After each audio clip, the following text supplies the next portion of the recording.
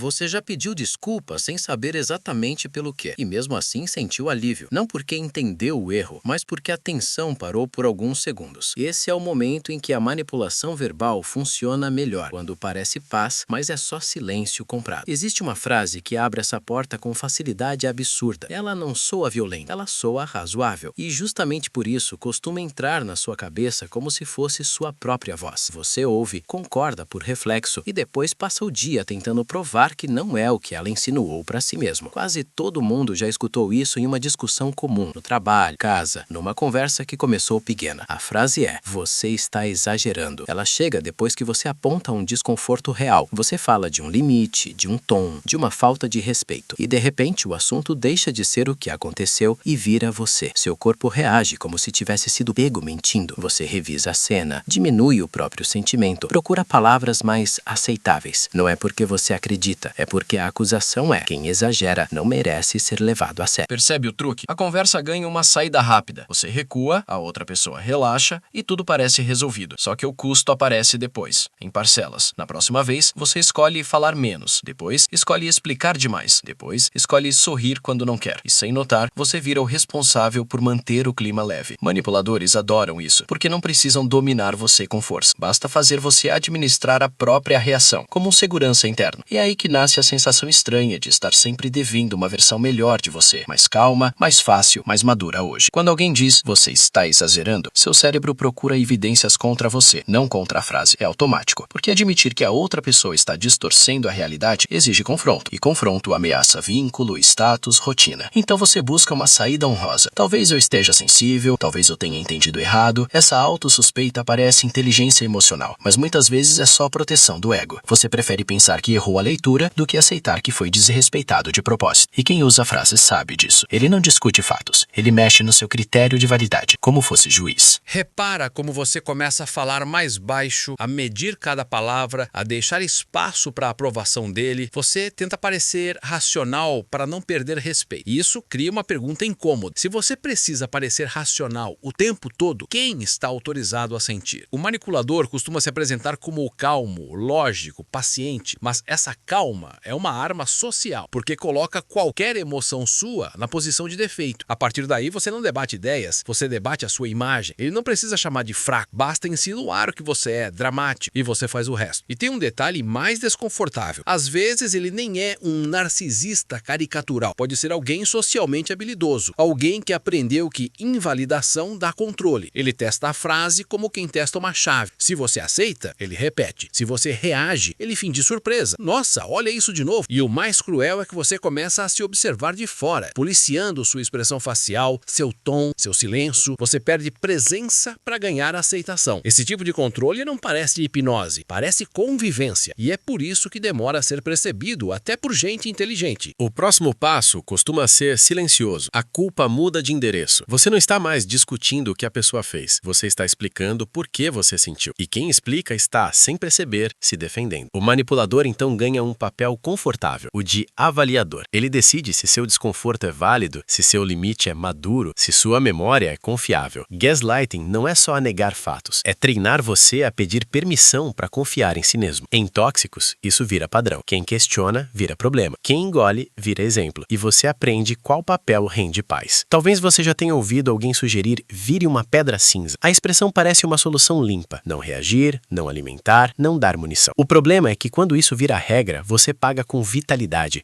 Você se torna neutro até com quem não te ameaça. Você perde cor para não virar alvo. E o manipulador ainda sai bem na foto. Viu como dá para conversar quando você está normal? A técnica, no fundo, revela o tamanho do ser. Porque se você precisa desaparecer para não ser atacado, a relação já está ensinando qual parte de você é inconveniente sempre. E aí aparece o mito dos 3 segundos para retomar o controle. É curioso como isso seduz, porque sugere que existe um gesto simples que devolve sua dignidade sem conflito. Mas o que realmente acontece em 3 segundos é outra coisa. Você sente o impulso de se justificar e, se hesita, o manipulador percebe. Ele ocupa o espaço com interpretação, com ironia, com uma pergunta que já vem com sentença. Você não perde a conversa quando fala, você perde quando tenta merecer permissão para falar. Essa é a troca. Você oferece submissão, ele oferece trégua. E você chama isso paz. É por isso que as frases de manipuladores limites raramente são ameaças. Elas são diagnósticos falsos sobre você. Você está exagerando. É só a versão mais eficiente, porque veste psicologia sombria de bom senso. Depois dela vem outras. A chantagem emocional disfarçada de preocupação, o elogio que cobra, o silêncio que pune. E quando você tenta impor limites, parece que está criando problema onde não tem nada. Talvez a pergunta não seja como responder. Talvez seja em quais conversas você já começou pedindo desculpa por existir. Conta nos comentários qual frase mais te encolhe e por que isso ainda te prende.